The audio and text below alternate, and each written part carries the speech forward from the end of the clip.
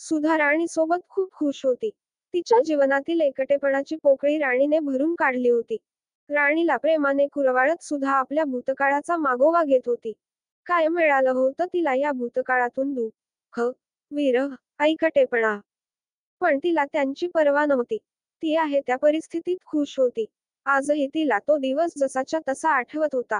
ती आज पहिल्यांदा त्याला भेटली होती. भेट कसली धडकलीच होती म्हणा त्याला. ती सायकल घेऊन कॉलेजला निघाली होती. पण वाटेत कुत्रा मागे लागला व तिने जोरात सायकल पळवली. ती इतकी घाबरली होती की समोरून येणाऱ्या विनोदच्या अंगावर जाऊन ती धडकली. दोघेही सावरले. सुधा खूप लाजल्यासारखी झाली. विनोदने कुत्र्याला घालवले. सुधा विनोदला सॉरी म्हणून पुढे निघून गेली. विनोदच्या मनात मात्र सुधा घर करून गेली होती. दुसऱ्या दिवशी सुधा सारिकाकडे गेली.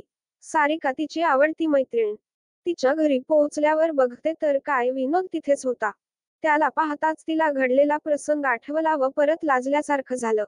तिने सारिकाला घडलेला प्रसंग सांगितला व तो मुलगा कोण हे विचारले. तर तो सारिकाचा आतेभाऊच निघाला. सारिकाने सुधाची विनयात सोबत ओळख करून दिली. सारिकाचे लग्न असल्यामुळे विनोद आला होता. मैत्रिणीच्या लग्नानिमित्त सुधाचं सारिकाकडे जाणं वाढलं होतं. विनोद आणि तिची सारखी भेट होत होती. हळूहळू चोरून होणाऱ्या नजरभेटीचं रूपांतर प्रेमात कधी झालं ते कळलंच नाही. या ना त्या कारणाने भेटी व्हायला लागल्या. प्रेमाच्या आणाभाका झाल्या. पण प्रेमाचे हे गुलाबी दिवस फार काळ टिकले नाही. प्रेमाला गालबोट लागलंच. विनोदच्या घरच्यांना त्यांच्या प्रेमाची कुणकुण लागली व त्यांनी विनोदला माघारी बोलवून घेतलं. विनोदने सुधाला लवकर परत येतो असं वचन देऊन तो गावी गेला. इकडे सुधा विनोदच्या प्रेमात धुंद होऊन गुलाबी स्वप्न पाहत होती. पण हे स्वप्न जास्त काळ टिकल नाही. विनोद आला नाही पण त्यांच्या लग्नाची बातमी तिच्यापर्यंत पोहोचली पण ती डगमगली नाही. तिचा प्रेमावर पूर्ण विश्वास होता. सुधाच्या घरच्यांनीही तिच्या मागे लग्नाचा तगादा लावला. पण सुधाने लग्न करणार नाही असं स्पष्ट सांगून टाकलं. घरच्यांनी खूप समजवलं. पण ती ऐकायला तयार नव्हती. एकदा विनोद गावी आला तेव्हा तिला भेटला. घरच्याच्या दबावामुळे लग्न करावं लागलं असं त्यांनी सांगितलं. पण ती त्यांच्यावर चिडली नाही की ओरडली नाही. विनोदने समजवण्याचा प्रयत्न केला.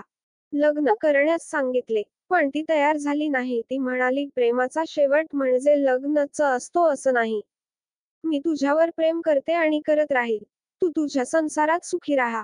मी कधी तुझ्या संसाराच्या आड येणार नाही.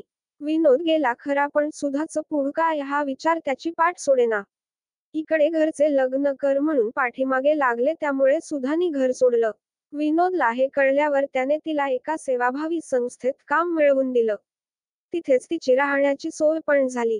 तिच्या जीवनाचं नंदनवन झालं. सेवाभावी संस्थेतील लोकांची सेवा करत तिला तिच्या जीवनाचं एक नवं ध्येय मिळालं.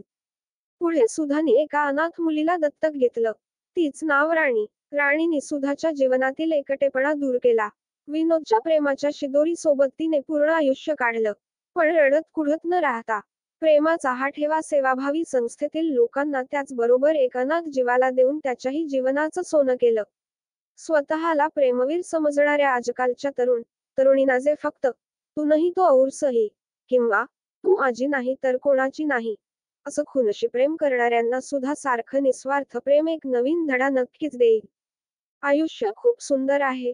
सोबत कोणी नसलं तरी एकट्यानेच ते फुलवत राहा. आव्हान करा त्या सूर्याला. मग उगवेल तो तुमच्या आयुष्यात नवीन क्षितिज घेऊन. अंधारमय रात्र संपवून सोनेरी किरणांनी सजून. मग रोजच उगवेल एक नवी सकाळ. नवीन ध्येयाचा सुगंध घेऊन. आयुष्य खूप सुंदर आहे. सोबत कोणी नसलं तरी एकट्यानेच ते फुलवत राहा.